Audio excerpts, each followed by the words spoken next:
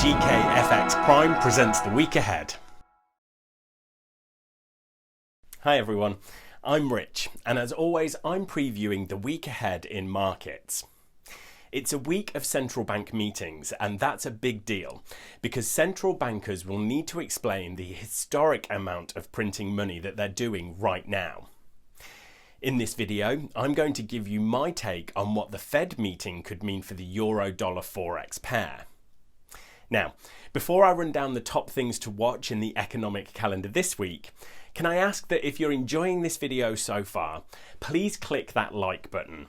It helps more people see the video, which means we can keep producing more free content.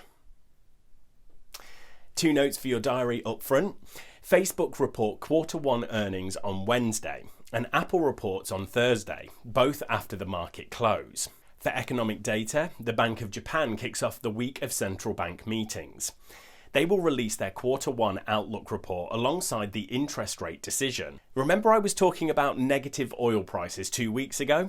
Well, it happened last week and it could happen again if inventories data still shows storage is running out. On Wednesday, it's US first quarter GDP data, where we're expecting a big contraction, and then the FOMC rate decision. On Thursday, it's Europe's turn with the first Eurozone Q1 GDP and then the ECB meeting. On Friday, it's the May Day holiday across much of Europe and elsewhere.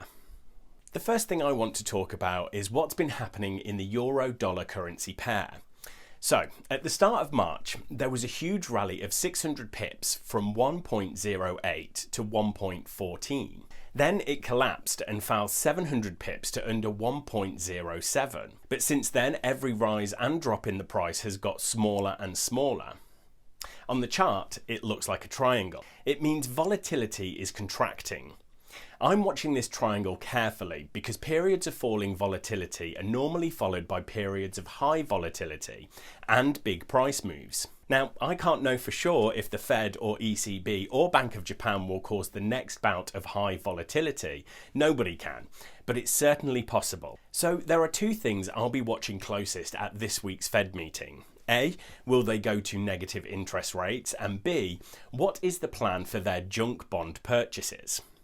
I don't think the Fed will introduce negative interest rates at this meeting. I think they want to avoid ever doing it because it didn't work that well in other countries. But if they did, in my opinion, it would be very dollar negative and euro-dollar pair positive. So in case you missed it, probably the craziest thing the Fed has done in the last month is what really helped stock markets. And that's saying that they will start buying junk bonds. What does that actually mean?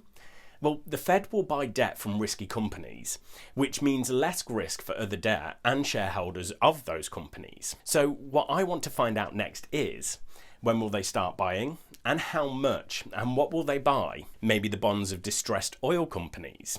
The more aggressive answers to these questions, the more printing of dollars, which is negative force on the dollar and positive for the euro-dollar pair. Less aggressive answers, i.e. less bond buying, should be positive for the dollar and negative for the euro-dollar pair. Well, good luck with trading this week, and make sure to subscribe so you don't miss our next video.